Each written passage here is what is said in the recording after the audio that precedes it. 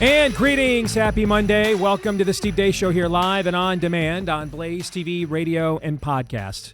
I'm Steve Deace with Todd Erzin along with Aaron McIntyre. Hope you had a great weekend. Please don't forget that you can subscribe here at Blaze TV to make sure you don't miss any of our exclusive content all day long, all week long, all the year long in this crucial year of the 2026 midterm elections.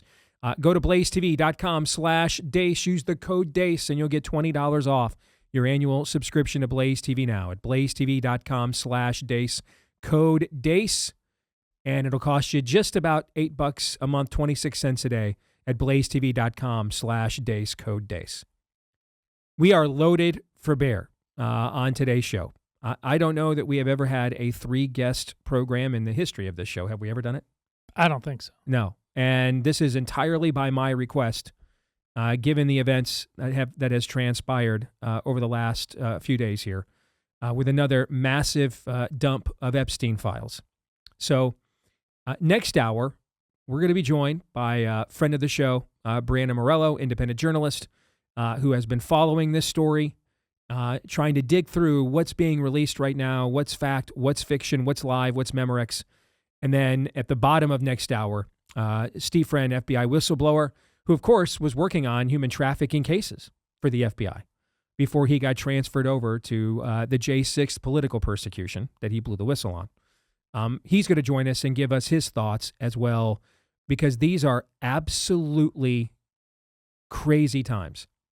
If you go to my X feed right now at Steve Deace Show, and I'm sharing as many things as I can from either people I know, or I'm able to go look at what, if I don't know them, I'm able to go look at what they're posting and at least somewhat verify that that's what's in the files.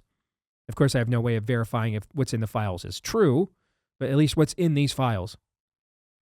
And I am posting some of the craziest crap, man, I have posted in my entire career. And so today's show and how we're going to handle this story, just for me personally, this is one of the most challenging programs I've ever done. Because I want to make sure that what we're commenting on for you and sharing with you is true. And that's already become harder than it ever has been anyway. How do I know when I'm even commentating on? How do I even know that it is true? But that question has never been more challenging to answer than it is on this very day. Well, let's kick it off, as we always do. Here's Aaron's rundown of what happened while we were away.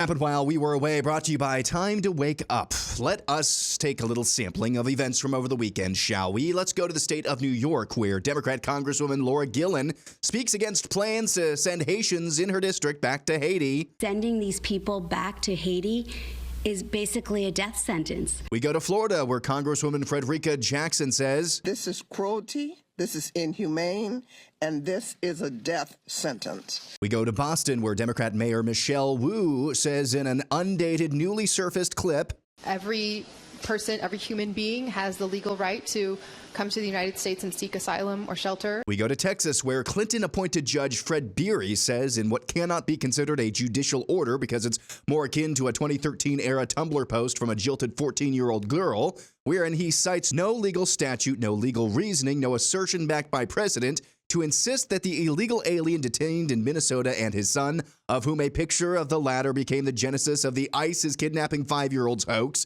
those two, this judge says, must stay in the country because reasons. Here's how this federal judge signed his Tumblr post, quote, "With a judicial finger to the constitutional dike, it is so ordered, signed this 31st day of February, 2026, Fred Beery, United States District Judge." Then a photo of the young boy in question and then 2 scripture references. Let's go back to New York, where Governor Kathy Hochul says, "Half of New Yorkers are on Medicaid." So to sum all this up, we have 2 Democrat congresswomen, one from a deep blue state, another from a deep red state, both saying that to send Haitians back to Haiti is a death sentence for those Haitians, implying that sending Haitians from Haiti to the United States is also a death sentence for us. We have the Democrat mayor of a major American city, both in modern times and historically, claiming that 8 billion people have a legal right to come to the United States. We have a federal judge in Texas using teenage girl emotionalism to justify the disregard of U.S. immigration law. And we have a governor of the second biggest blue state saying that half her state's population is on the government dole for health care. In completely unrelated news, let's go back to Texas, where in deep red Tarrant County, there was a special runoff election on Saturday for a Texas state Senate seat. It was a district Trump carried by 17 points in 2024. The Republican running in that race for that seat outspent the Democrat by more than 10-1, and the Democrat ended up winning that race by over 14 points. Now, there were some mitigating factors in this special runoff election to provide an honest assessment, like the fact it was on a Saturday. The GOP vote was split in the original November election, enabling a Democrat to actually compete in the runoff. And the Democrat who won will likely only hold his seat till November and never cast a meaningful vote. But the lack of GOP turnout and the historical dominance of Republicans in this area is still a massive danger sign. It's clear the Democrats have not mitigated, have not moderated whatsoever on the issue of immigration. They are all the more emboldened to let the United States be a dumping ground for the rest of the world, and the effort that we saw in Tarrant County over the weekend just isn't going to cut it come midterms. Add this to the latest batch of Epstein documents released over the weekend, which we'll discuss in depth later in the show, and the Paul cast seems even darker. For example, here's what Deputy Attorney General Todd Blanche told us the federal government still will not release as it pertains to deceased sex trafficker Jeffrey Epstein. Any depiction of CSAM or child pornography was obviously excluded. Anything that would jeopardize an active federal investigation. And finally, anything that depicts or contain images of death, physical abuse, or injury, also not produced. So the implication here is that there exists evidence connecting to this case that shows, quote, death, physical abuse, or injury. Not that anyone wants to see that, but it gives you the idea of the level of darkness we've yet to plumb. The news from the weekend wasn't all bad, however. The very first detransitioner lawsuit to go to trial and have the plaintiff win occurred in New York over the weekend. A 22-year-old woman who identified as a boy in her teen years won a $2 million decision in a landmark lawsuit against New York doctors accused of pushing a double mastectomy on her when she was a minor. Fox Varian had the life-altering surgery when she was just 16 years old, getting approval from a psychologist and a surgeon, both of whom a jury found liable of medical malpractice on January 30th. It's a landmark case, there's no doubt about it, but according to independent journalist Benjamin Ryan, who describes himself as being the only reporter to cover this case from stem to stern, this particular type of lawsuit doesn't beg the question of whether so-called doctors should be able to mutilate minors in the name of gender, but whether they deviated from a standard of care practices when carrying out said mutilation. These standards of care practices, of course, are guided by pediatric care experts and institutions thereof. The practice still has to be banned by statute of law. ProPublica has released the names of the two federal agents involved in the fatal shooting of commie street orc Alex Preddy over a week ago. They've been identified as Henry Whitaker and James Lowell. Just kidding. Their names are Border Patrol agent Jesus Ochoa and Customs and Border Protection Officer Raimundo Gutierrez. And finally, a palate cleanser. We go to the National Gallery of Art, where Allison Lukes, a 47-year employee of that institution, launched a new effort recently to reach the youths. Chat, peep this bussin' clay dish from the 16th century, made in the workshop of an Italian Rizzler named Orazio Pompei. Money-maxing Sigmas would pull out Majolica plates like this at dinner parties just to flex their aura points. Look how Bro glazed it. He went goblin mode with all these colors. High-key tough materials to work with. But he ate, and that glow still slaps 500 years later. Chat, would you bring this dish to the function, or is it chopped? Either way, Girly Pop is the moment, and she's living rent-free in our heads and in the National Gallery of Art. And that's what happened while we were away. So the last few days has felt like a descent into the mouth of madness for me, going through these files. I've spent hours this weekend absorbing, reading as much as I can. And my soul hurts.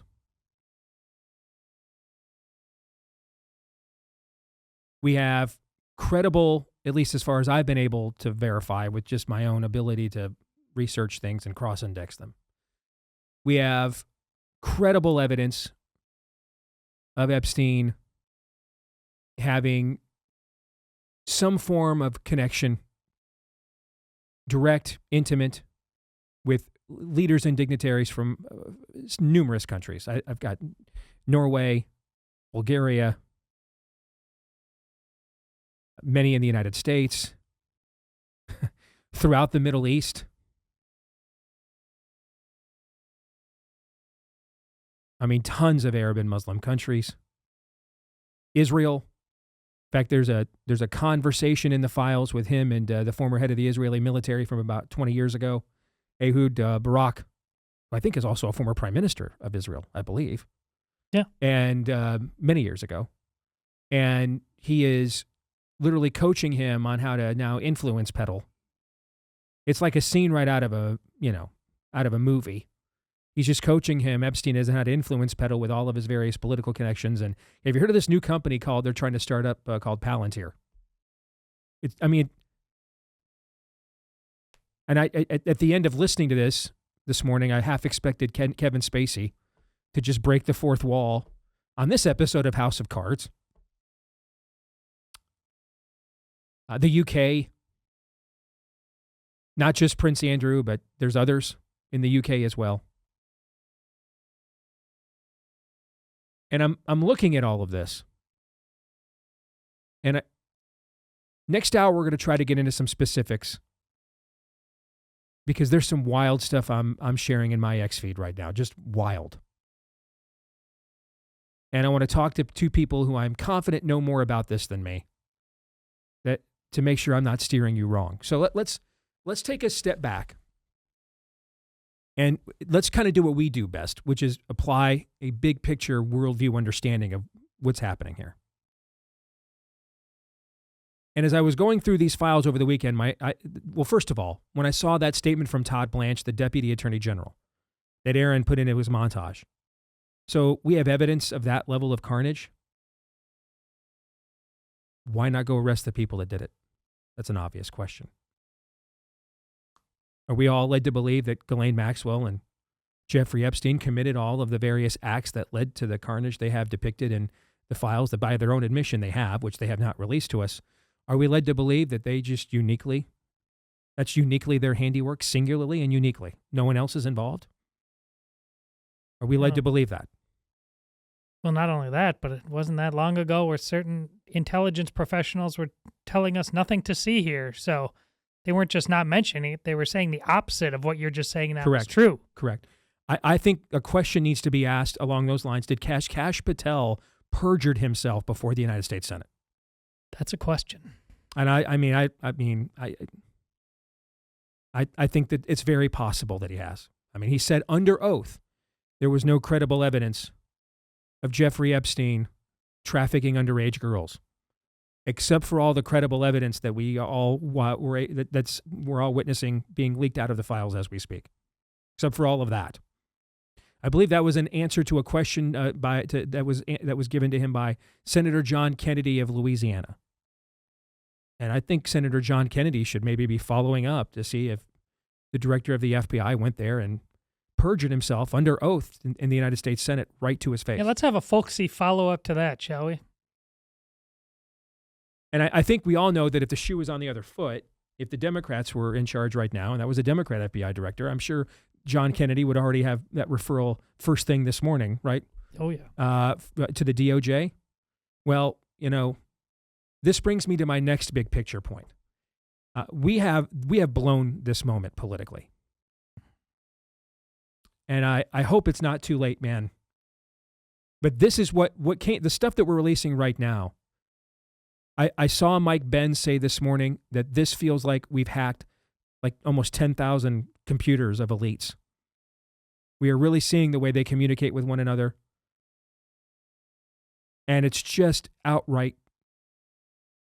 It's everything that you would think it is. You know what? That's what it is. Minus the Bond level, yes. Villain level Correct. Of command of the English language. Correct. It's everything you thought it was. It's everything you thought it was. Pizza's referred to something like 19,000 times in these files, something like that.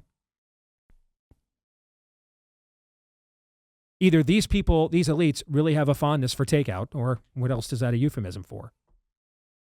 Apparently, if you're Bill Gates, I only had dinner with Jeffrey Epstein is apparently code for, except the time that I got gonorrhea or syphilis or something, or the clap from all these Russian hookers I slept with, and I needed him to help me slip doxycycline into Melinda, without her knowing it, so that I didn't pass it on to her. Except for, apparently that's what it's code for. That's the guy, by the way, having unprotected sex with Russian hookers. That's the guy who is here to lecture us all about public health care policy, of course. What's in these communications is everything about these people you think about them.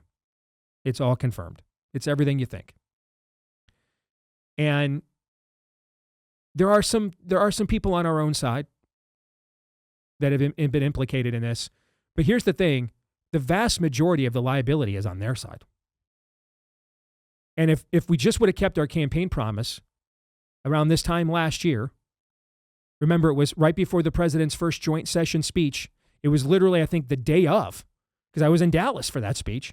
And that was the day of the binder stunt that Pam Bondi tried to pull. If this stuff would have just been released all along, if it wouldn't have taken all the political capital in Congress, chances are Marjorie Taylor Greene was always crazy, so she was probably always going to turn on you. But, we don't necessarily know that, right? This is certainly one of the rationales for why she's turned on us, right? Is this entire fiasco. Yep. Okay. At least that's her story to tell. This would have been a very necessary nationwide palate cleanser after years of lies. It would have shown that, again, we were very serious about giving America back to the American people. Here's the thing it would have also done, exerted some leverage against some domestic political opposition to say, are you really sure you want to get in the way of this freight train? Because we've got more. We could release way more. I mean, there's a thread that Benz has out tracing some of this all the way back to a civilian CIA award winner who ends up being one of the key figures in the entire Russiagate scam. What kind of person, and by the way, she doesn't want the public to know that she's received this CIA designation as a civilian award. There's no CIA press release about it. She doesn't publicly announce it, but she wants to make sure that she gets affirmation from Jeffrey Epstein. She wants to make sure that he knows. So she emails him the information and how excited he is, like a daughter going to her daddy saying, hey, look what I did. Aren't you proud of me? It's disgusting. It's sickening. It's everything you think it is. Epstein had a checking account literally called Baal. Baal. Baal is the most often cited demon of the Old Testament. He is the chief demon. It means Lord. He's the chief demon of Canaan. And then there was his consort, Asherah, the sex goddess. At times, even the ancient Israelites themselves fell into worship of these demons. And if we just would have released these files a year ago at this time,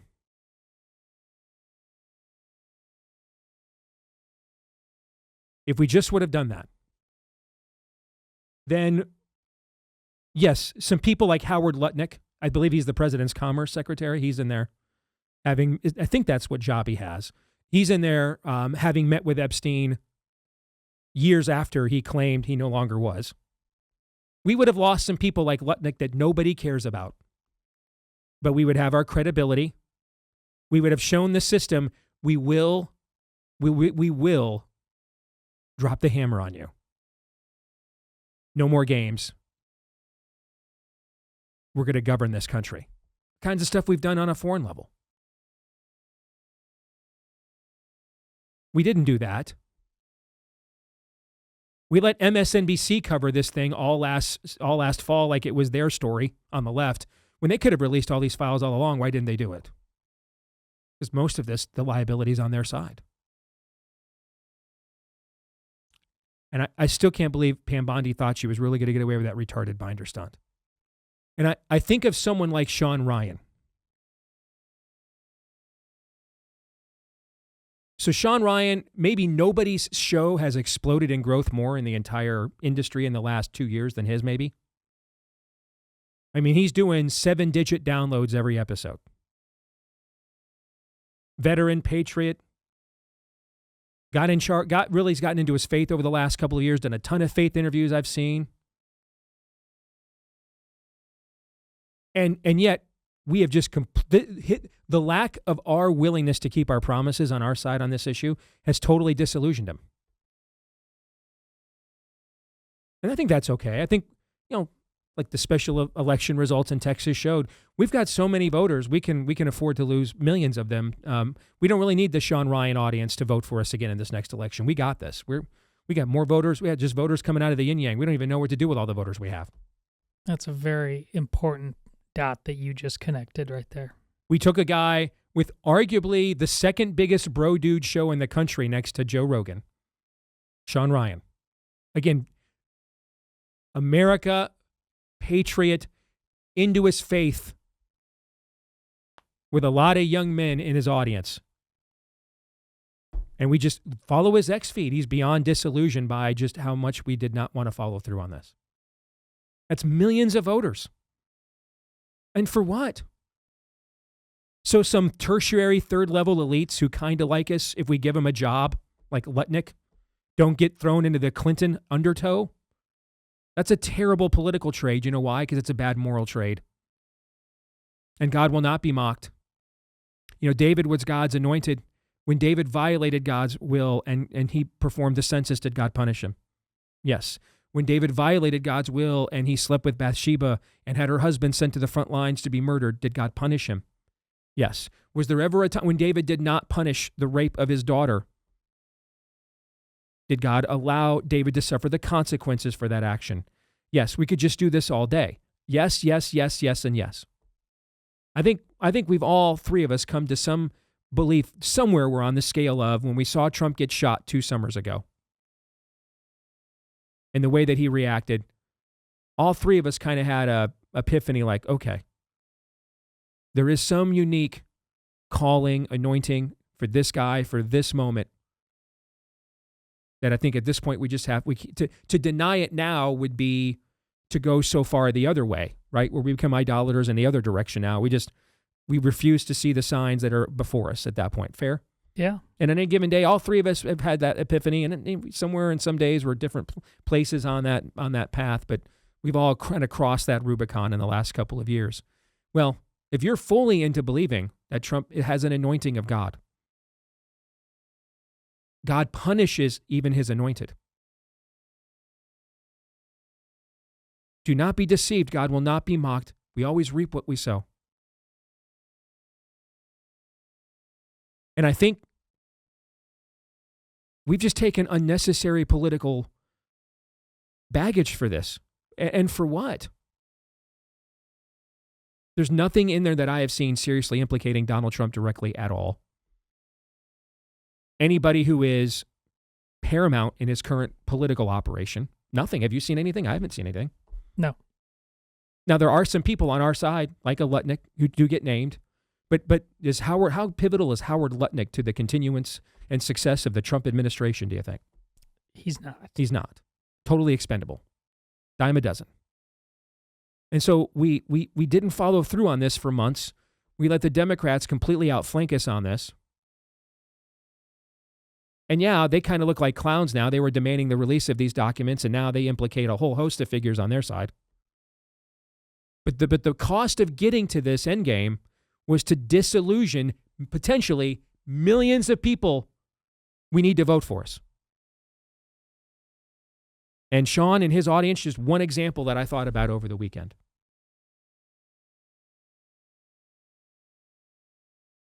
So what I did this morning, and I'm going to tee this up for you because we're going to discuss this in the next segment. What I did this morning is I listened to a 2-hour interview that Steve Bannon did with Jeffrey Epstein about a decade ago. And I took notes as this interview went on. And if you have a chance to watch it, I'd urge you to. Because this is probably the most exposure you're ever going to be granted to this guy.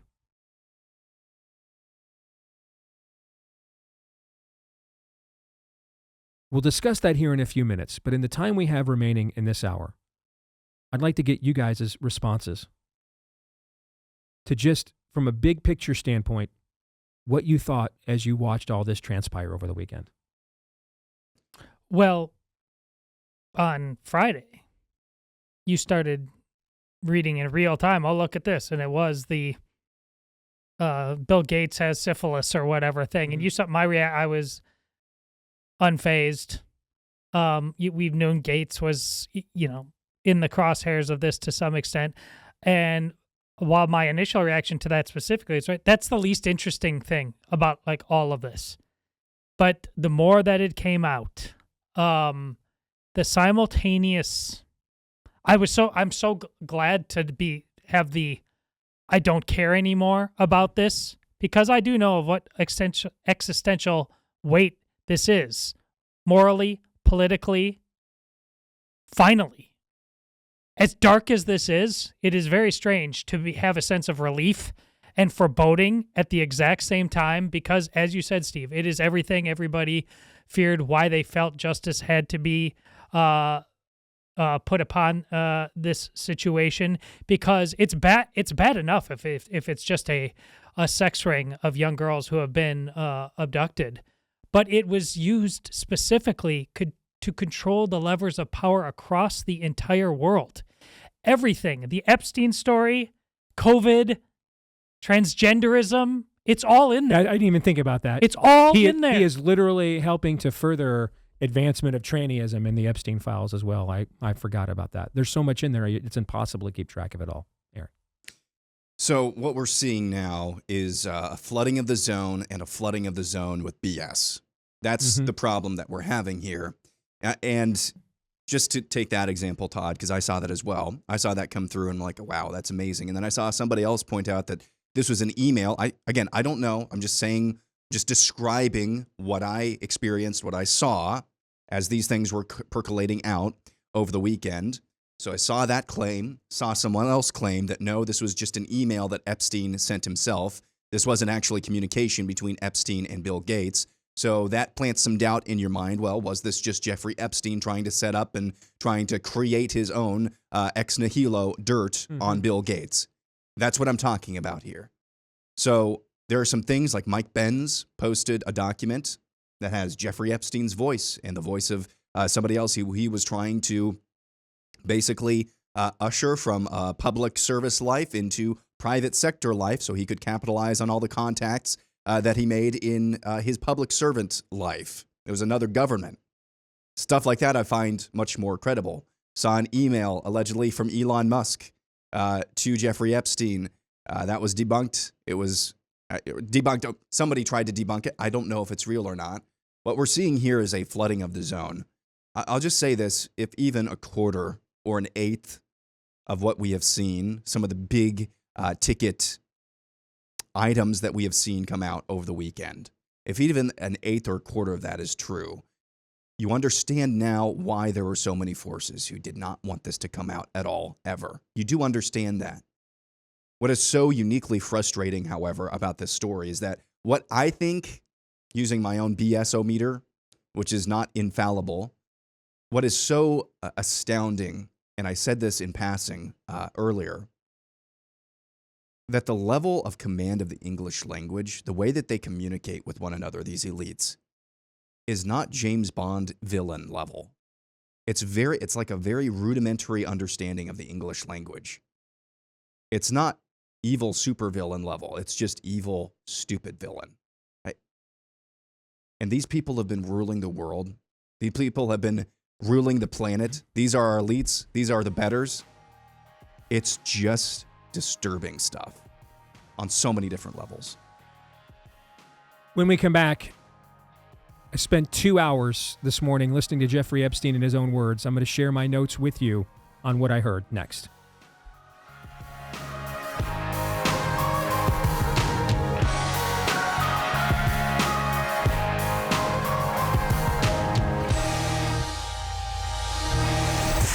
The Steve Deace Show.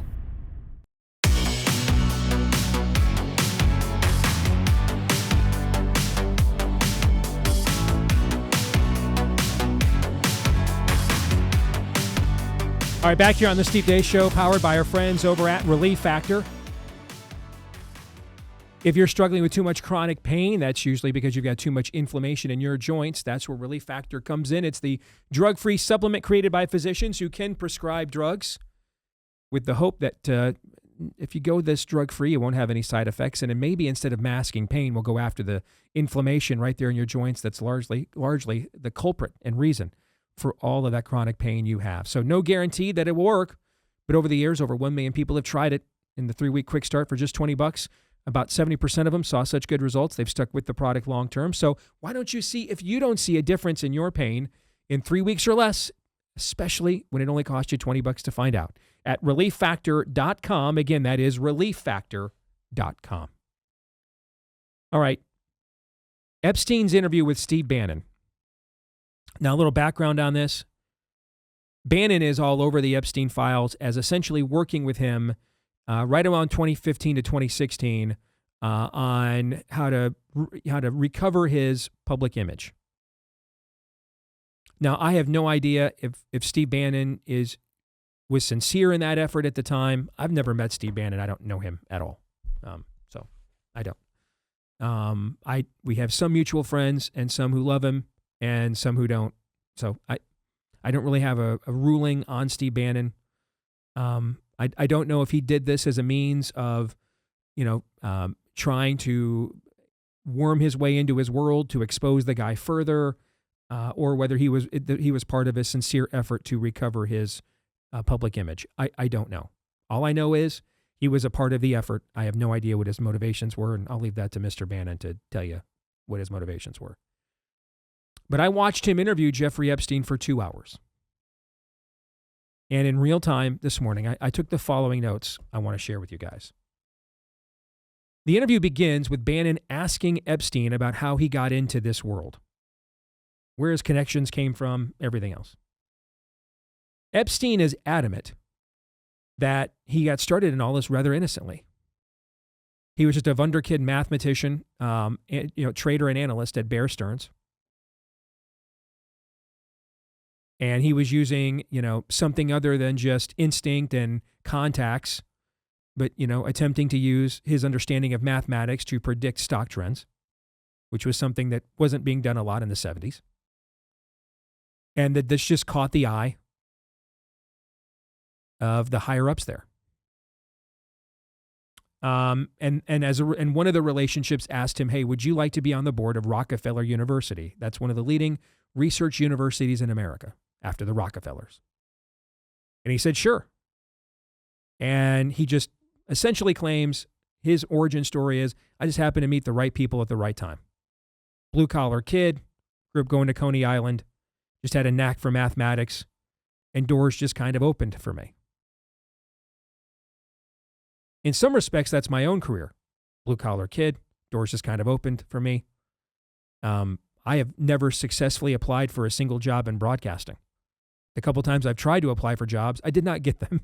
Every other job I've received, doors just opened for me. People I didn't previously know, or I didn't previously know could open said doors, just out of the blue, called and offered to do so. And that's what Epstein basically claims is his origin story. He says while he was on the board of this prestigious university at the ripe old age of 33, he ended up becoming good friends with one of the sons of the Rockefellers. But that a lot of people misunderstood just how much money and everything this kid had, because his father made it known to him, we're going to leave you nothing. You have to demonstrate that you can build on the family name and the family contacts and everything on your own to be worthy of an inheritance. Nothing will be given to you. And that this son kind of looked at Epstein as a guy that, with his mathematics edge and understanding, could help him play the equivalent of Moneyball in the markets 60 years ago. And in order to essentially try to capitalize on his family's relationships, this is the son of the Rockefellers who began an organization of politicians and financiers on 3 continents, the U.S., Europe, and Japan. And they named this commission the Trilateral Commission.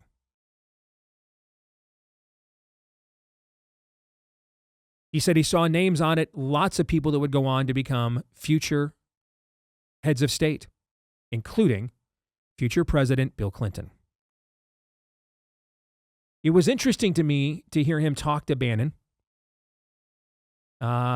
because much of this interview is about the financial crisis. And there's a moment in the middle of this interview after he gets through his origin story. They transition into the financial crisis of 2008. And what did he know? Who did he know? What heads of state called him? Bannon's very interested in this for reasons. I don't really know why. But more time in this 2-hour interview is spent on this topic than anything else.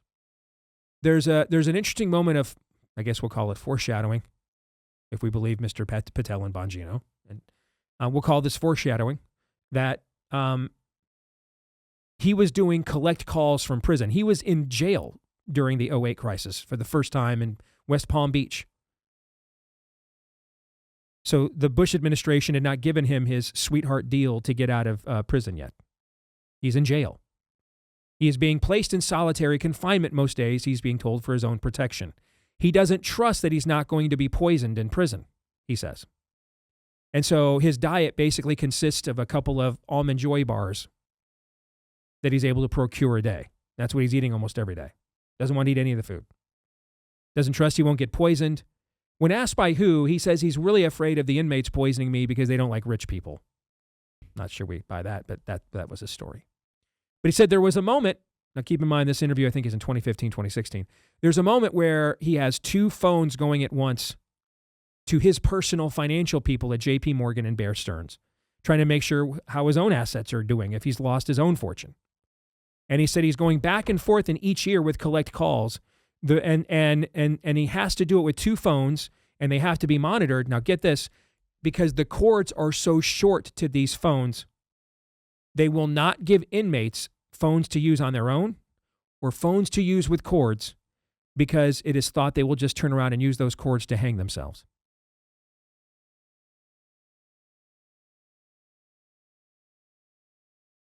To hear him say that out loud almost made the hair on the back of my neck stand up.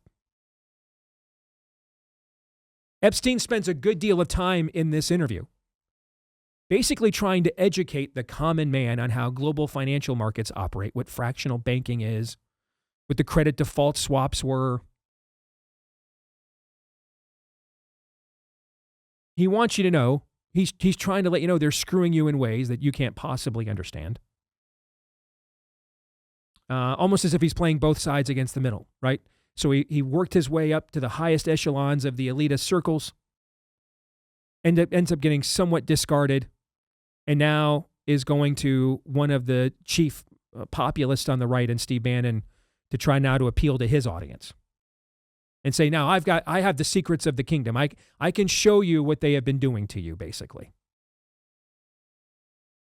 In fact, Epstein actually agrees with what much of the right was saying at the time of the 2008 collapse, that it was caused by Bill Clinton loosening the standards for who could or who could not get a mortgage, what we now call today subprime mortgages. And Epstein even goes into explaining all of that. So he blames the entire thing on Bill Clinton. I mean, it's not much different than what Rush was saying, if you were listening to him at the time, of how the financial crisis occurred. We were giving mortgages to people who could not afford them and could not pay them. And then we were allowing investors and banks to do these things called credit default swaps, where we allowed them to gamble with one another, bet on whether their own clients were going to pay their loans or not as a separate source of revenue. Epstein agrees with that entire line of thinking. There's a moment where he just weirdly changes his shirt and glasses in the middle of the interview. And even Bannon is like, why do we do this? He spends over 30 minutes of this 2-hour interview on giving great details of the 2008 financial crisis. And then they get into metaphysics. They discuss alchemy, the nature of mathematics and science today, how we need to be able to explain the things that can't currently be explained by science. Quote from Epstein, what people 300 years ago used to call God, end quote. That's a direct quote from him. that he thinks now science and mathematics can largely explain. He waxes poetic about Sir Isaac Newton and how the post-Newtonian understanding of physics greatly accelerated and benefited humanity's evolution. A great deal of time is spent with Bannon and Epstein just co-fanboying Isaac Newton. But then Epstein says that humanity went too far, so far that it denied the soul. He's literally saying this. He absolutely claims to believe the soul, or what he calls, quote, the dark matter of the brain, end quote, outlives our physical bodies. He claims those who can explain via religion what this means are, quote, charlatans, end quote. And we need a new modern scientific or philosophical understanding of such things. Epstein spends a good deal of time sharing his thoughts about how there's more to life than mere materialism. Like the way we as a species respond to music. There's mystery about the human species that still needs to be solved. But any notion of God, sin, redemption, completely and totally void and absent from his worldview. The final question that Bannon asks him is if his money is dirty money. And Epstein says, quote, no, because I earned it, end quote. And then goes on, when challenged on that by Bannon, goes on to say, quote, ethics is a complex subject, end quote. Noting how much money he spent went to things like polio vaccines for third world children. And so Bannon asks him, how many of the mothers of those children do you think that received your vaccines that saved their children's lives in those third world countries, if they knew where the money came from and how you procured it and whom you got it from? Like, for example, in the Epstein files, there's a $25 million payment from the Rothschilds, which are literally the origin point of every Ashkenazi Jew conspiracy that exists in the world today. I mean, this guy's everywhere. Okay, he's hanging out. He's talking to Putin. He's hanging out in Arab countries. He's getting $25 million grants from the Rothschilds. And so when Bannon asks him, hey, do you think any of the moms that you received or that received the medicines that healed their children would care where they got the money from if they knew where you got your money and you funded it? Bannon says, quote, everyone would still want my money, end quote, and acknowledges that he is a tier 1 sexual predator, which is actually the lowest grade sexual predator. Overall, what stands out to me the most about this interview is how common, disarming, and relatable Jeffrey Epstein is. He doesn't sound like a creep at all. This is not interviewing Charles Manson by any stretch of the imagination. This is not interviewing some totalitarian, sinister mastermind, Kim Jong-un. It's nothing like that at all. It's very far from it. Even at this late stage of his life, after all he had seen, done, and heard, remember, he's already been to jail once. He still talks like a guy who went to Coney Island as a kid and is wholly unimpressed, if not scornful, of elites. He notes numerous times how stupid they are throughout the course of this 2-hour interview, how easily they are to manipulate. If you watched this interview and you did not know the truth behind him at all, you would identify with him quite a bit. And to me, I think that's the most frightening aspect of all of this. The interview reminded me of this movie that was done about 25 years ago called Conspiracy. And there's very little, I mean, the Nazis tried to get rid of as much evidence of the final solution as they possibly could. One of the few intact things we have is there was a record of a luncheon that was held with a lot of elites one day at this posh resort where they got together and just, over lunch, as they're having their meal and catching up on how their kids are doing, are plotting out the final solution and who will go and how many and how it will be implemented. And that's all the entire movie is. The entire movie is just this luncheon. That's all it is. Kenneth Branagh's in it. It's got a kind of an all-star cast at the time. And it's just all very casual, matter of fact.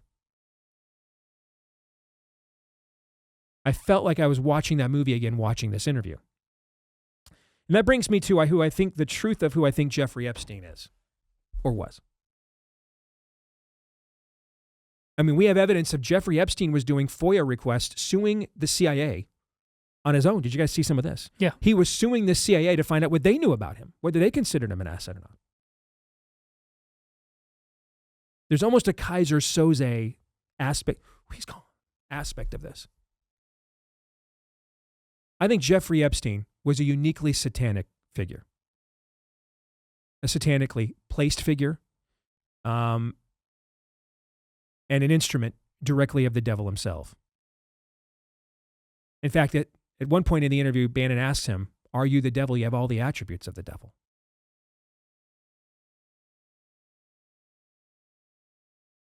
And I think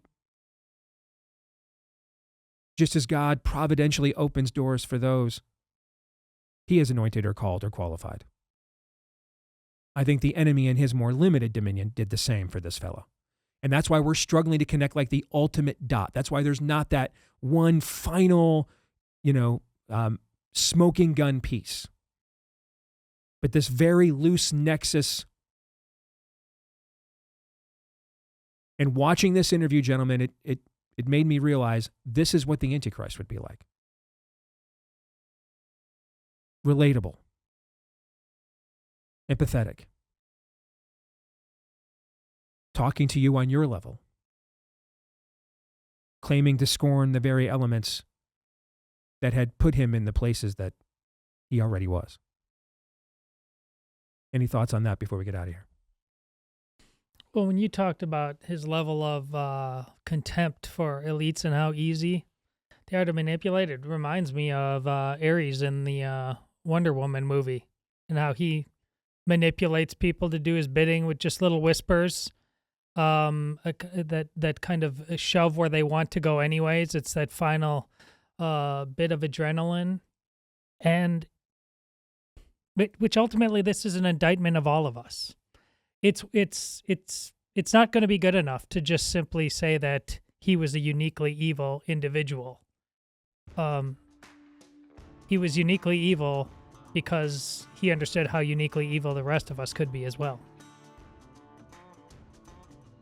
From everything we've seen of Jeffrey Epstein that we think is true, it seems like he had the unique ability to tempt people with the lust of the eyes, the lust of the flesh, and the pride of life. Maybe kind of lends itself to what you were saying there, Steve. Hour 2 is next.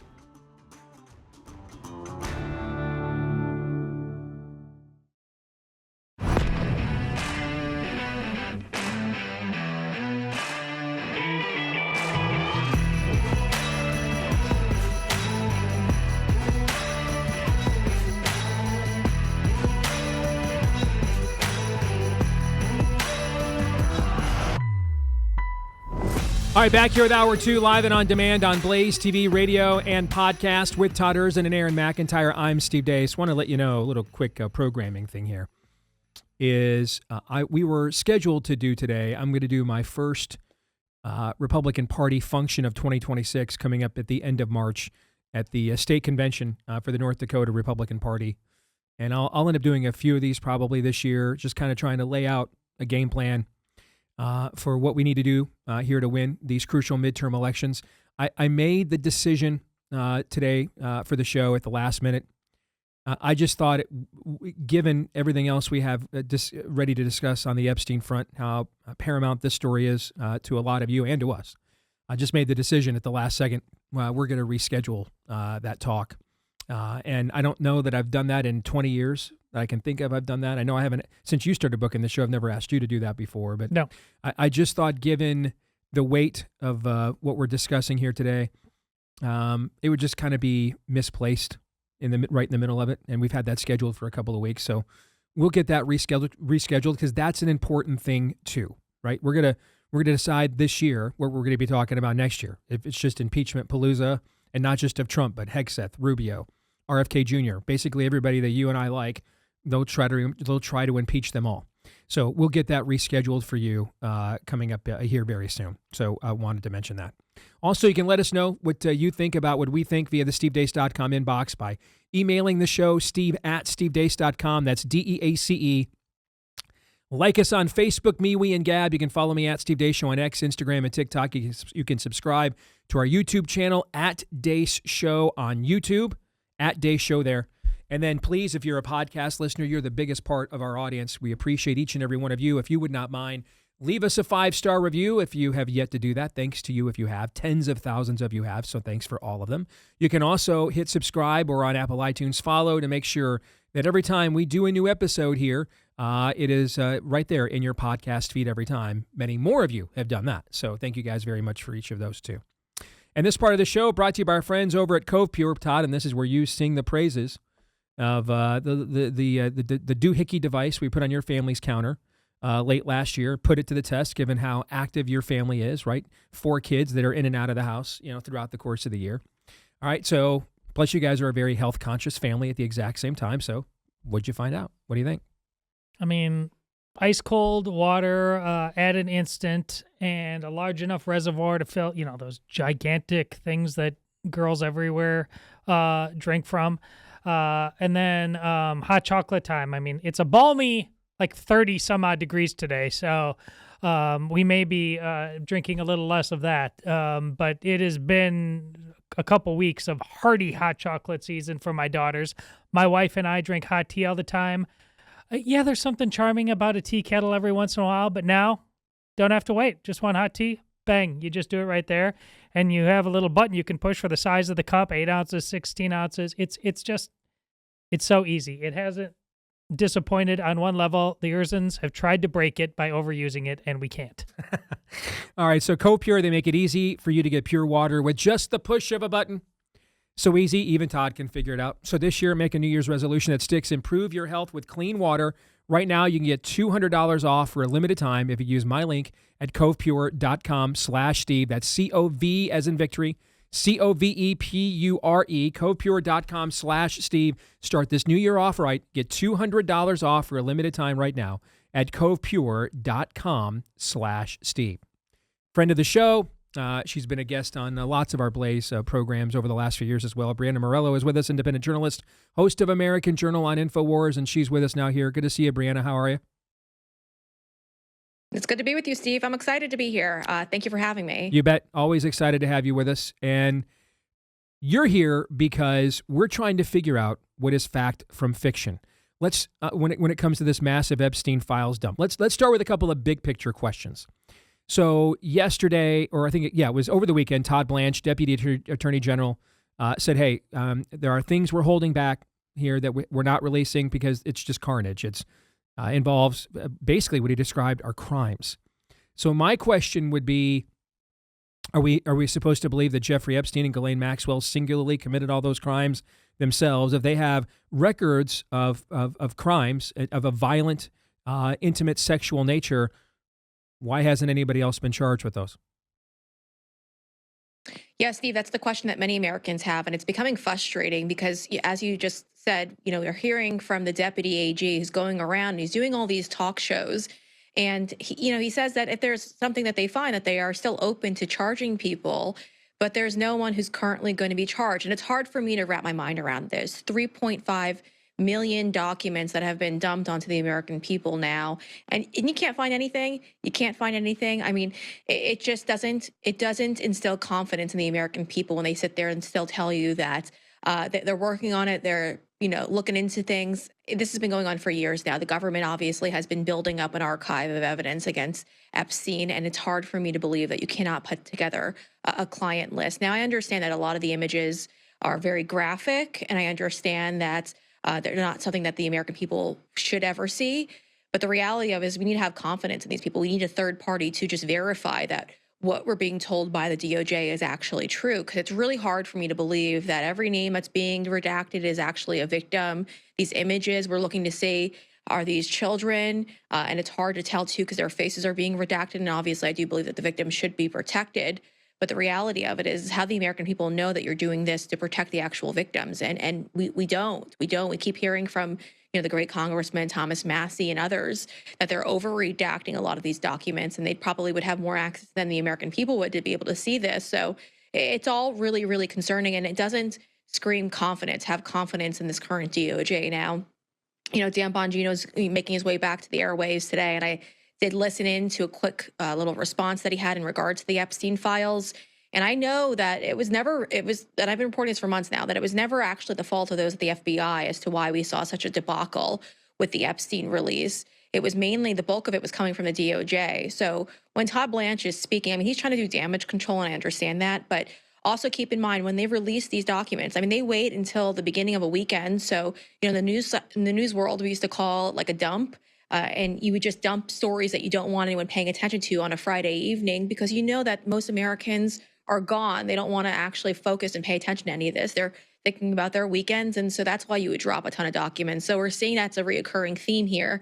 And it's frustrating. The American people deserve more, Steve. I mean, we sat back and we watched and we knew what was happening. And although you could say that there's no actual client list here, I think you could put together a list of your own as to who was actually sexually assaulting these children. I mean, these human trafficking cases that was cooked up against Ghislaine Maxwell, who was she trafficking these victims to? They know. We all have our ideas as to who they're talking about, but the FBI is the only one who can answer these questions. And it sucks because, Steve, I hate saying allegedly every 10 seconds, but all of these are accusations because they haven't seen the inside of a courtroom yet. And so these people need to be dragged in front of a courtroom so we could figure out what actually happened here.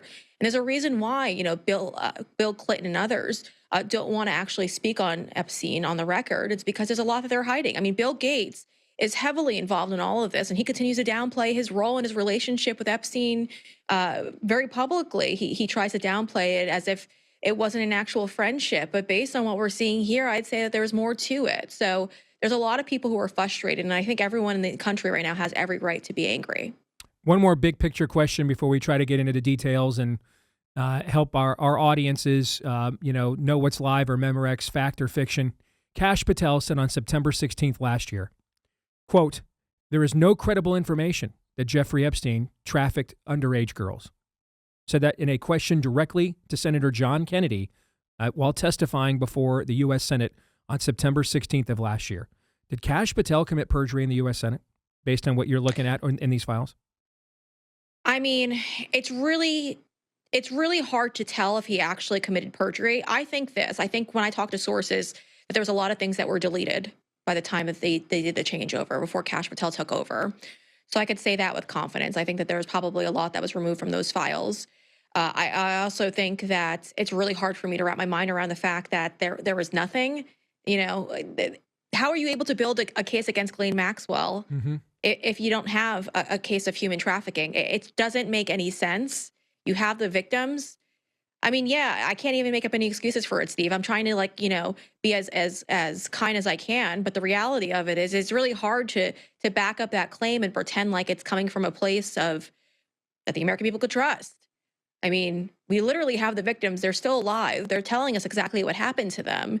And you're not directly seeing the connection between how victims were being shipped around. I'd say that there's a lot of common characters who are appearing at both his New York apartment, his place in New Mexico, Epstein Island. So there's a lot of reoccurring characters who are constantly visiting Epstein, and it's well documented in all of this, but they're not drawing a clear direction or a clear connection, I would say. A lot of it is, so-and-so is heading there. And so as a defense attorney, you need more than that. The defense attorney could poke 1,000 holes into that.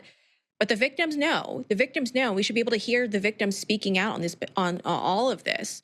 We should be able to get these key people, the former prime minister of Israel. We should be able to get Bill Gates. We should be able to get Reid Hoffman. I mean, all these people should be on the record at this point. There's no reason for it to be dragged on. I mean, we need to know. We sit there and we watch these press conferences, and this is what kind of got me upset, Steve, is we saw, this was a couple of months back when we were going back and forth on the Epstein files. And there was a group of the victims who came forward, and they're very brave for doing so. But they said, if the DOJ won't release a client list, we will. And I said, just don't threaten us. Just start putting it out there. Yeah. I mean, I'm worried, obviously, people might be accused of defamation and just, say, in my opinion, this is what happened to me, or this is, there's ways to go around it. I'm so tired of the teasing on all of this and telling us that you're going to drop a client list or we're going to find out who is actually involved in all of this.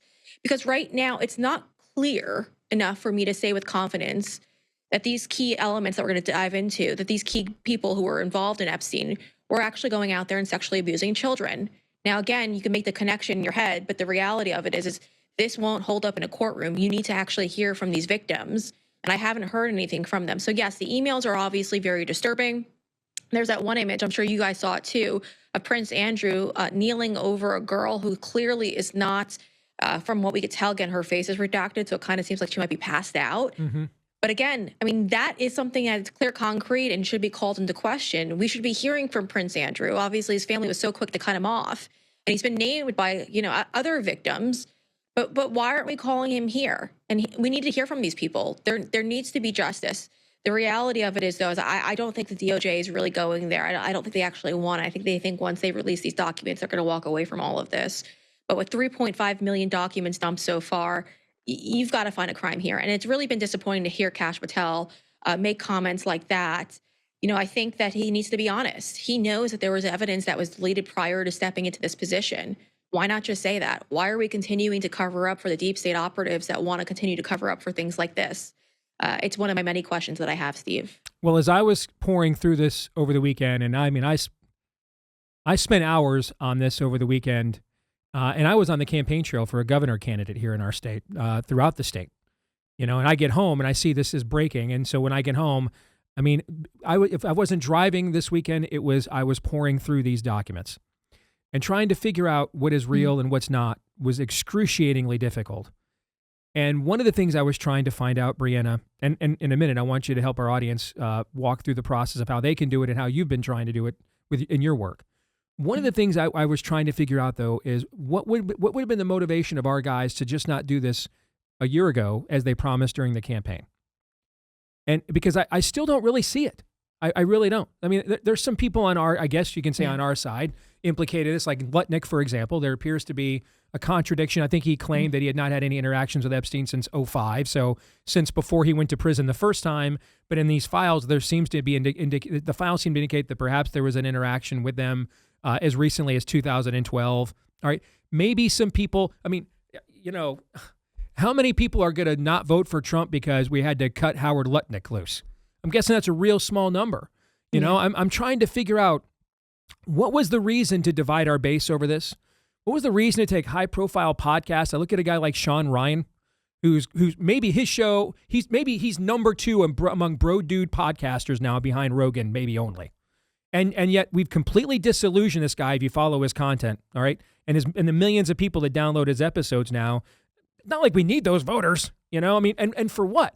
So that some 3rd or 4th level people that don't directly have ties to Trump or his family have really had nothing to do with his ascendancy politically at all. I mean, I can't find anybody of high value on our side that was worthy of taking on a year's worth of political liability for this. Am I missing something here? Yeah, I mean, we've been gaslit, Steve, and you're 1,000% correct. I mean, we were told that we had to be cautious, to be careful. I understand, right? Just because your name is popping up in an email, I see people are jumping on the TMZ, Harvey, I forgot what his last name was, the individual from TMZ, though, and they're jumping on it. That, to me, it's a name that's being dropped in the files, correct, but he has no association. He doesn't even look like he knows him. So I understand that's why you're a little skeptical, right? As the president, you're like, all right, well, people's names are just being thrown into this. And you also have the people who don't like President Trump or don't like a certain person, so they're calling the FBI, giving the FBI a bad tip. And so now your name is just circulating in all of this. There's a woman who's alleging that Jay-Z, the rapper, sexually assaulted her. She also lists Harvey Weinstein as well. This claim came back in 2019. Again, it looks like there was nothing of substance there. But again, these names are circulating now. And so I understand maybe he didn't want people's names circulating out there if they really didn't go out there and start and go after and target children and rape children. So I understand that angle from all of it, but it wasn't enough to divide the base, like you said. Maybe then put out the key elements, the key people, and you put out these names because we want to know exactly what's going on. Reid Hoffman and Bill Gates. Reid Hoffman is the founder of LinkedIn, correct? I want to make sure our audience knows who that is. Yeah, and obviously they're going to know who Gates is, who of course is here to lecture us all about public health while apparently having unprotected sex with Russian hookers. But I digress. Go ahead, Breanna. Yes. Well, that's the other thing too. They're labeled as girls, and so I'm deeply concerned that could possibly be children who were maybe put into all of this, and they were forced to do this. So, and also, since we're on, so Reid Hoffman, I guess everyone probably is familiar with the LinkedIn founder, and there's many accusations about how much he hated President Trump, obviously, but also funded the lawfare against him in one of the civil cases against him. So he's always been heavily criticized over that. But Bill Gates is a great one to also highlight. The report that's coming out now, and again, this is an email that was sent by Epstein, so I don't know if he was trying to embarrass him because he does. I mean, Epstein was working for a foreign government, possibly. I know we still, most of us think it's Israel at this point, but he is also definitely working here in the United States. And so I think there was a lot of things that were put in emails that were meant to intentionally embarrass people and hold, because it's not a normal conversation to have amongst each other. Like to specifically detail how Bill Gates had an STD that he possibly caught from a Russian girl, I believe is the exact word. And then how they're talking about how he's going to possibly give Melinda Gates a medication to possibly cure her from it. I feel like that's more of an embarrassing element that was intentionally put in writing. But again, I'm not making excuses for Bill. I just think that this is kind of the mindset he has. This was a very smart man who obviously was able to maneuver his way to get top people involved and go after top people and loop them into his inner circle. And Bill Gates played right into it. I remember when Melinda was going through the divorcing process into Bill, and she was dropping little breadcrumbs. She was telling people, well, you have to ask him about that. But she was also saying, I met him. I met Jeffrey Epstein. And as soon as I met him, I knew he was a creep. I knew there was something wrong with him. And she's dropping breadcrumbs to him. And I always thought she's trying to embarrass Bill or force his hand to quickly settle the divorce, because if he doesn't, she's going to go public. And so I would love to see Melinda Gates get pulled into the testimony, congressional testimony, or in front of a grand jury to speak out on this. I mean, I don't know why we haven't done this already. She clearly knows something. She's clearly alluding to it. And I would love to see what her settlement and her divorce was. Is she not allowed to speak out about Bill? Because I'm sure then that would probably be why I got that gut instinct saying, why is she so aggressive after going after Bill and trying to, make the connection to Epstein? So that was my belief when I was watching all of it. And I do think it's deeply concerning. But again, there's a lot there. I mean, Bill Gates is literally planning out a pandemic as well in one of the emails, it looks like. And that's one of the things that before COVID. Pardon me, but that's one of the things that blew my mind. Is I went into this looking for the human trafficking angle of this that we've all been focused on the last few years. What I did not anticipate is how much this guy had his hands in numerous other issues of public policy. You mentioned pandemic planning with Bill Gates as recent as early as 2017. He was doing promotion of tranny madness within his circle of elites as well. I mean, this guy's got his hand in the middle of all. This was a wunderkind investment guy from the 70s trying to use what we kind of call analytics today. Kind of trying to use, proto versions of that in the 70s with a Texas Instruments calculator to game the stock market, and somehow went from that to a guy that literally is able to get anybody he wants on the phone on any particular issue and get movement on a whole host of issues outside of just his native financing world. That part kind of blew my mind, frankly. And Steve, what blows my mind too? Why is the president, after knowing all of this, after seeing the documents themselves and seeing how Bill tries to distance himself from Epstein and pretends like he cut him off, but it's quite clear that they were friends at some point. And Melinda also warning him that he was a creep. And it sounds like from Melinda's perspective that, he still went out and did what he did. But why is the president of the United States right now bringing Bill Gates into the White House, inviting him to these dinners, giving him a seat at the table? It's very obvious that this is a very evil, evil man. And it's hard for me to wrap my mind around the fact that President Trump doesn't understand the level of evil that this man has endured. I mean, this guy hated President Trump. Now he wants a seat at the table, so he's pretending to be neutral. But you don't even need to give him a seat at the table. I mean, we now know that he was very close to Epstein. And again, this is allegations because sadly, we don't have a DOJ that's going to go out there and file any charges or prove this in court. But he has been accused of being a part of all of this, making several trips to the island. So why are we still bringing him into the White House? These people need to be cut off. And, also, after Jeffrey Epstein was convicted of what he was convicted of being a pedophile, and it was well known that he was, for every person that still did business with him after that date, screw them, Steve, because you're just as bad, even worse than the actual sexual abusers, because you'd rather just cut a business deal with a man that you think that you could cut a business deal with not caring that he's a pedophile, not caring the fact that he was abusing girls. And it's so frustrating to sit back and watch. You know, I've read through the transcripts for that Florida grand jury and broke my heart, Steve. For your audience, this might be a little much, but it's worth sharing so that the American people know how evil he is. Jeffrey Epstein is accused in the grand jury report. He's accused of raping a 17-year-old girl after finding out that she was going to turn 18 the following day. He gave her a gift and he raped her. And so that is how evil he is. He was a pedophile. The fact that as soon as he found out that she was going to be 18 the next day, he raped her. I mean, that is how evil this man is. So this cover-up that's been going on, I've had enough of it. Nothing makes my blood boil more than reading through this, seeing that there was a victim who was sitting there and hysterically crying, but wanted to go on the record, wanted justice, and our government ignored just that. It happens all the time. Pedophiles are getting off in this country. They're not being prosecuted. I think they should be, after a fair trial, like you always post, of course, Yes. Hung from the highest of trees. And that's how you get all these people to stop doing what they're doing. And unfortunately, nobody wants to go after these convicted pedos. Final question for you. Give our audience some tips on how to separate fact from fiction. How have you been doing it?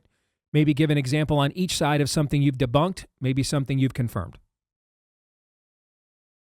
Yeah, so the best way to do just that is to head over to the DOJ's website. They've put it up there. And I've been clicking around and just running key searches, key names in and out.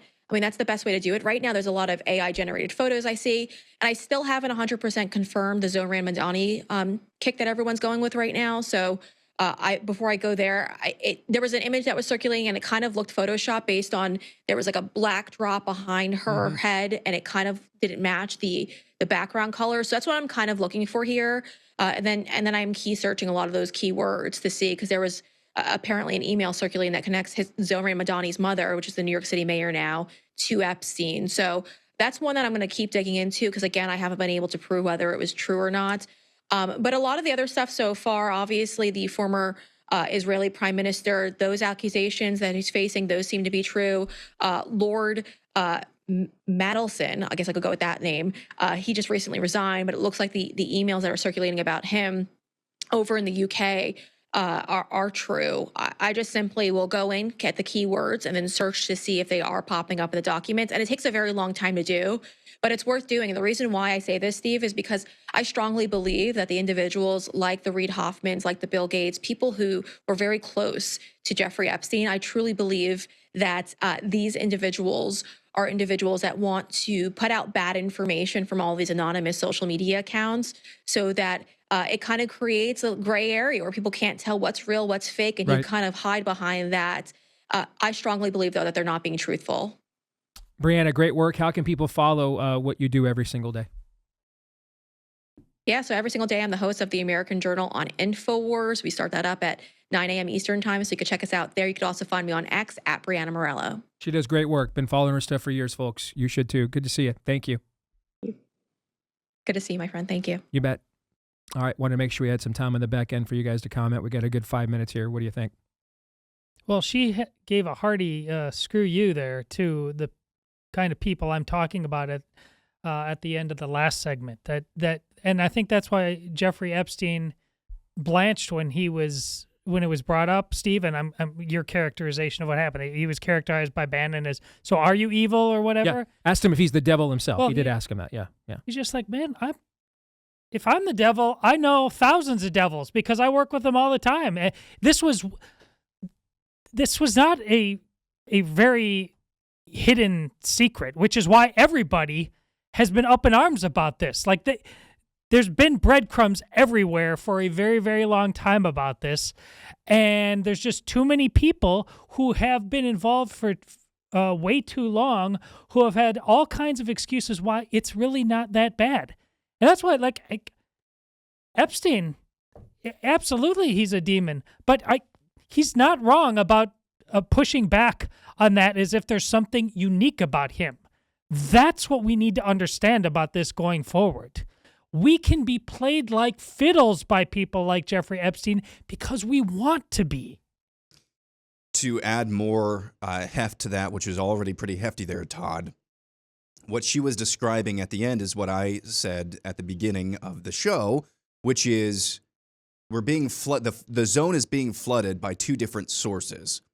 One is a flood of BS, and one is a flood of documents. Mm-hmm. Now, within those documents, this category over here, we don't know how much of that it's going to take probably years to go through. We don't know how much of that is Epstein just ex nihilo making stuff up for blackmail out of his own mind. We don't know how much of that is out of context. We don't know how much of that is absolutely in context. There's a smoking gun there. Absolutely, somebody needs to be prosecuted. That's just one category. And that's the category, if any truth comes out of it, that's the category that'll come out of. The other category is flooding the zone with BS, and it's the Photoshops that we're seeing, the AI-generated stuff that we're seeing as well. Add these together. If we ever do get the truth, whatever the truth is, coming out of the category that's already, we think, shaded by a lot of untruths or shadiness over here, who is going to believe it at the end of the day? And this brings me to the last thing that I'll say. Somebody during that segment just said to me, how sure are we that Jeffrey Epstein is actually dead? How sure are we? And these theories have been around for a while. And I just said every single individual and institution who we might have trusted maybe 7 years ago to tell any sort of truth on these sort of matters, they've all blown their credibility to wads. Mm-hmm. So that's where we are now. Help our audience to understand how the Deputy Attorney General of the United States can say we have withheld evidence of serious and violent crimes, but then not follow that with, and we will have further investigation into who the perpetrators are and further indictments to come. How is that? How's that possible? Just like, we're doing the book return at the library. Hey, they dropped off the books. We haven't, updated the card catalog yet. Haven't put them back yet. Haven't filed the stuff away. Hey, just so you guys know, we got some, we got some real doozies here of just absolute debauchery. Anywho, any other questions? There's no follow-up on any of that?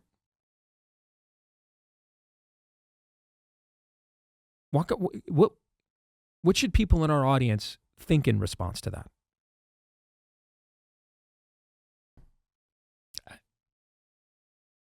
Aaron's looking at me the way that Aaron looked at Moses when he came down from the mountain. I got nothing. I got nothing for you. Okay, nothing. Okay. That's the look on Aaron's face. You kind of have the same look on your face. I was reading something from Laura Logan this morning, talking about on X. Yeah. I'm just exhausted with exposure and no accountability. There's just a lot of really, really bad people out there, Steve. Well, Steve Friend, before he got moved to persecuting people for J6th, was doing human trafficking cases for the FBI. He's going to join us and give his read on what he's seen dumped this weekend next. The Steve Deace Show.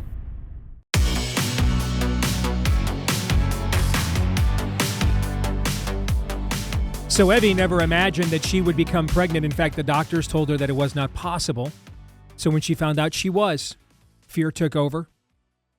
Her own sinful nature took over, and she murdered her child. And then that decision, the amount of shame, grief, guilt that she felt for that decision, it's why later on she reached out for help. And the next time she got pregnant, she went to preborn. And there she got truth first, and then grace and healing. And that's why everything was different this time when she was pregnant. She returned. She's excited. She saw her baby on the ultrasound. She heard that tiny heartbeat. It confirmed what she already knew in her heart. And today, Evie's a mom, and her daughter's alive. For as little as $28, you could fund a story like that potentially today, because that's all one of the ultrasounds cost at preborn. But that's not all they do. I mean, they are there up to 2 years after the baby's birth to help this new family get started off on the right foot. They do it all for nothing, although none of it is free. And that's where you and I come in. You can make that tax-deductible donation today to the 5-star charity known as Preborn at preborn.com/Steve. Go make that donation today at preborn.com/Steve. As we were talking to Breanna Morello in the last segment, the President of the United States put out a statement on the Epstein files on his Truth Social account. I'll share it with you. Not only wasn't I friendly with Jeffrey Epstein, so again, this is literally 20 minutes ago. Not only wasn't I friendly with Jeffrey Epstein, but based upon information that has just been released by the Department of Justice, Epstein and a sleazebag lying author named Michael Wolff conspired in order to damage me and or my presidency. So much for the radical left's hope against hope, some of whom I'll be suing. Additionally, unlike so many people that like to talk trash, I never went to the infested Epstein Island, but almost all of these crooked Democrats and their donors did. End quote. Now, everything I've seen and tried to pour through for the last 36 hours largely verifies this. There are some tertiary people Trump has had political dealings with, some that he's appointed to positions like Lutnick, but again, that are not really high-value targets on our side at all. Nobody worth, risking a morsel of your soul for.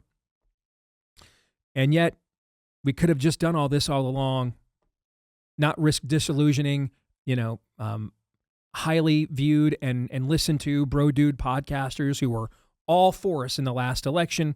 We risked disillusioning a bunch of them. We caused a massive split in our own base. We've now got a primary Thomas Massie for the 9th time, apparently, over this, and this is the reason why. Okay, and for what? Just to all find out what we largely thought was true, and we could have been crushing our own opponents with this entire time. You bet we will happily trade you a Howard Lutnick for the Clintons. Would you be willing to make that political trade? Pretty sure we can get another commerce secretary, whatever the hell he does, somewhere. There's another guy that's written some 7-figure donation to the RNC that we can make the commerce secretary, right? Maybe hasn't gone to Epstein Island once in exchange for all of the various high-value targets on the left that are all getting outed right now. The whole thing just makes no sense to me politically at all. None. Just none. Let's see if we can make some criminal sense out of this. Because before they put him on the J6 persecutions, which is why he ended up blowing the whistle on the Biden FBI, he was actually investigating human trafficking cases. And he's a good friend of ours. Good to see you, Steve, friend. How are you, brother? I'm doing well. Thanks for having me on today. So looking at this as an investigator, as a guy that, has to come up with evidence that leads to convictions, your overall thoughts on what you've seen thus far that has come out in this latest and largest batch of Epstein file dumps? Well, anytime that I would do a criminal investigation, the most important thing to me to establish my train of thought was to set up a timeline. So for you and for the audience here, let's set up a timeline of the way this is sort of operated during the Trump administration part 2. I actually was part of a group of people that made a suggestion to FBI, DOJ people that said the best thing that you could do to handle the Epstein stuff in mass is to sequester a group of special agents from the FBI, federal prosecutors, and they would cull through what they had, and they would come out with some progressive and timely releases of the information, and they would pursue all the logical investigations that they needed to, all the logical prosecutions that were necessary. That didn't happen. So instead what we got was Bindergate from Pam Bondi. They're on my desk, and that kind of fell flat with the base, and it actually made quite a lot of people quite angry. Next, we had the hostage video with Dan Bongino, Kash Patel sitting side by side with Maria Bartiromo, and they were saying that, he killed himself, and again, fell flat. Then we go into July 4th weekend, nobody's paying attention. We got Texas flooding, and there's a very suspicious leak to Axios that says that there was no client list. Again, wholly unacceptable to the base. There's just too much smoke there for us. Then we had Pam Bondi come out and say, I can't release all of this stuff because it contains child sexual abuse material. You're not privy to it. Stop your whining, stop your complaining. And then they went to Bill Barr. Bill Barr issued an editorial in the Wall Street Journal about a week or so ago that came to the defense of Pam Bondi and said, we got to go back to R versus D, blue versus red, very much like the way that the Afghanistan withdrawal unified Americans. That's what Epstein's done with so many people across the political spectrum. So we had to go back to the vaccines. So Bill Barr comes out and says, it was those dastardly Democrats and just a handful of Republicans who made this whole thing happen. And Pam Bondi's doing a great job. If you're leaning on the bagpipe guy to make a case where it was basically universal, unanimous voting that went on in both houses of Congress and signed immediately by the president, that dog ain't gonna hunt. So then we come to where we're at now. Heading into a government shutdown, they did a gigantic document dump. 3 million documents and videos and pictures and all that stuff. And to me, the logical deduction from that is there is a hope there that very much like a civil trial where you just drop a pallet of documents containing some morsel or another, that there just be too much volume and also not enough scrutiny as to what goes on. And it will create an opportunity for the person to go out there who has got a crazy, illegitimate conspiracy theory to insert a counterfeit document or image to fool people. And then the DOJ will hang their hat on, see, we were justified the whole time of being reticent about releasing this. And now this entire thing is illegitimate and we need to move on and focus on the midterms, 2026. Steve, help me understand Todd Blanche, the Deputy Attorney General, saying, hey, we held back things that were violent nature, crimes, horrible violence. So are we supposed to believe then that Jeffrey Epstein and Ghislaine Maxwell committed all these acts themselves? Help our audience understand how it's possible that they could have all of this with no further investigations or prosecutions. How's that possible? There is no benign and innocent explanation for that. The statute of limitations for sexual assault of a child doesn't exist, particularly in the federal sphere. I mean, I investigated that both on Indian reservations and violent crimes against children, and any sort of concern about, hey, you know, the statute's up here, we can't look into it, and particularly when you have an ongoing criminal conspiracy here, there is no plausible explanation for it. And I have said this since the beginning, since the Trump administration took over and they were reticent to come out with this information. Whatever the justification is, if it's for foreign relations and economic reasons, or you're just doing favors for your buddies or intelligence gathering, you have to end that justification with the suffix, so that's why we let the elite pedophile rapists go free. And that is wholly unacceptable to anybody who views this country as an objective force for good. Damn the torpedoes, damn the consequences with that. So, you know, the thing that I'm really interested in here that I think is going to get overlooked, and that's just because I have a certain level of subject matter expertise, is these documents aren't supposed to be organized. They are. I know they are because they're an FBI file system. They have serials. I'm interested in the tie to the FBI documents. I want to see those because the redactions that are going on here, those are individuals, agents, prosecutors who are working this case. They should be of interest to the Thomas Masseys of the world to bring in and talk to them about what actually went on and transpired with their investigation. And I want to know what their subject matter or lane of focus is. I mean, are they a public corruption focused agent? Are they a crimes against children focused agent? Are they a foreign counterintelligence agent? That to me is probably going to be the most telling and would give us the preamble to that suffix of, so that's why we let the elite pedophile rapists go free, of what was the justification for it. Based on what you've seen over the weekend, and this is hard to ask a guy that does, you know, I need evidence, just the facts, that was your job, okay? But based on just the prima facie stuff that's out there, all right, if you had free reign at the FBI right now as an agent, back again doing human trafficking, based on what you've seen over the weekend, who would you say to your buddies off the record when guys like me weren't listening with microphones, so-and-so better lawyer up? You know what I'm trying to say? Based on just kind of where there's smoke, there's fire kind of thing.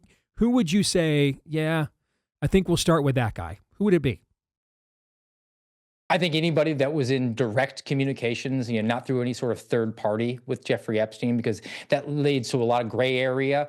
When there is direct correspondence between Epstein and an individual and something there just isn't checking. And there's just the beautiful thing about the digital age that we live in. I mean, this stuff is preserved forever. There's terabytes of information that was collected here, and you can set out a very clear timeline of conversations and communications that went on between those individuals. Those would be the closer inner circle to me. And then you'd work your way out from there. I'm not particularly at the outset interested in getting somebody who knew somebody who knew somebody who might have talked to Jeffrey Epstein. I want to know about the direct communications. Why, for example, what about people who went and visited him in his island after his first prosecution, like the Congresswoman Stacey Plaskett, for example? You'd probably want to know what's the benign, innocent explanation for something like that, since now we all know who he is, right? It's a matter of public record. Might want to know, what'd you see out there? What went on out there? That kind of stuff? Yes, and look, here's the role of the investigator is not to assign guilt. It's to collect information and get to where the truth is. The proudest moment you can have as an investigator is if you prove that the allegation against somebody is false because you followed the process. You weren't interested in an outcome. You didn't have a person and say, I'm going to pin a crime on them. We're just all interested in getting the facts and presenting them without any sort of undue influence or bias. And that's a completely reasonable question to ask of somebody who's in a position of prominence and power and influence, as so many people seem to have had ties to with their communications with Jeffrey Epstein. Kash Patel said on September 16th of last year to the United States Senate in a question to John Kennedy, senator from Louisiana, that, quote, there was no credible information, or I'm sorry, no credible evidence that Jeffrey Epstein trafficked underage girls. That was a quote. Based on what you've seen from these files, do you think that's accurate? No, it's not. And I knew it at the time. I mean, there's a reason that Jeffrey Epstein was charged at a state level, and eventually double jeopardy didn't seem to apply to him. I'm not really going to cry for him at this point, but he was charged federally. And it was because there was trafficking of young ladies there, and the voluminous quantity of documents and images and videos and any sort of assertion that this guy just had a voracious appetite for the underage women and was trafficking solely to himself would justified a millions of page. That's our current position with Ghislaine Maxwell, is she is guilty of trafficking to Jeffrey Epstein alone. Apparently he was able, especially at his advanced age, he was able to just singularly assault all of these girls totally on his own. That is the official position of our government, that Ghislaine Maxwell trafficked to Jeffrey Epstein alone. And all the videos were of child sexual abuse material that Jeffrey Epstein himself was viewing. Nobody else there, which just strains credulity here, which takes us back to what is the justification? I mean, ultimately, that's the motive for this entire scheme that's gone on here. And I don't think that it's limited to just one thing. I don't think there's a silver bullet with say, oh, it was an intelligence thing, or, it was because there's corruption and they're all a big club and you ain't in it, or there's some other sort of financial gain here thing. And if we release it, then there's going to be an S&P 500 collapse, whatever it is. I think there's a plethora of potential theories to it, and I don't think they're mutually exclusive. And a outcome-focused or a process-focused investigation, as opposed to an outcome and opposed to a narrative-building investigation, will flesh those sorts of things out here. But what is very clear is that the administration in this DOJ for the last year plus in power has continued to try different sorts of avenues, and I think they just went with a nuclear option here and said, dump it out there, and maybe hopefully a couple of crazies insert something, and that discredits anything that everybody says that is legitimate. Finally, if this were being done on the up and up, and you were still an investigator there at the FBI, what would be happening right now in response to this dump? What would be going on? What would your job be? Well, it's not too late to do the original thing that I suggested, and that is to sequester a group of experienced investigative agents, not managers, people that are just the brick guys, and experienced prosecutors, exempt them from all the administrative responsibilities, all the virtual training, and all the other things that are distracting them, put them somewhere outside of Washington, D.C., put them in Idaho, and have them cull through this information and bring forward logical investigations of any of the evildoers, and also simultaneously come out with progressive releases and organized releases in a digestible format regularly for the American people so that they can build back a little bit of the credibility that they've lost. But at this point, it seems like they're too much vested in we have to get out there quickly and just move on to the next thing. Thank you, brother. Appreciate you. God bless. Thanks. All right, gentlemen. 2-minute warning. You each get 1 minute just to kind of summarize what you've heard today and what you think about it. I finally saw Nuremberg, Steve. And the whole premise is we have to do this publicly. We have to do the very hard thing and get multiple judges from multiple countries. And we have to do this out in the open to make sure that everybody understands, no cloak and dagger, no nothing, that exactly what happened. And that's the surest way that'll never happen again. The exact opposite impetus seems to be at the heart of this. This can go nowhere good. Steve, we talked about this on the show weeks ago. What big thing is everybody's protecting that's even worse than a child sex scandal? Mm-hmm. That the world would fall apart at the seams if we did this. And there's multiple possibilities, but at the end of the day, it doesn't seem to matter which one it is. We just don't want to know collectively across the world. Yeah, and I didn't have enough time to bolster this, or I forgot to. Can't remember which one. But the very fact that I think Steve took it even one step further than what I said at the end of last segment. The flood of BS, the flood of information. What that accomplishes is a populace that doesn't trust anything. And that can be part of the design as well. Maybe that's the desired outcome here as well. Now, to fix that, you would need a population that has a strict desire for the truth and nothing but the truth. Does that strike you as the population that we have right now? No, it does not. I'll answer that question for you. So I'm not sure where this story is going to go. The title of the show is going to be The More Documents Get Released, the More Questions Go Unanswered. That's the title of this show, ironically. And I'm back to where I kind of was at the end of last year on the year-end Deace group. Kind of Epsteined out. Now, we're going to cover it because what's happening now is important. But the reason I'm Epsteined out is not because I don't want the truth, is that I do. But because of what I just laid out for you, I'm not sure we're truly ever going to get it. And the accountability associated with that, that's another mountain way over there, too. That's what it seems like right now. Not trying to be a Debbie Downer.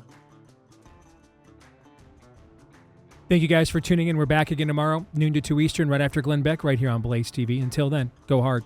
Romans 8:28.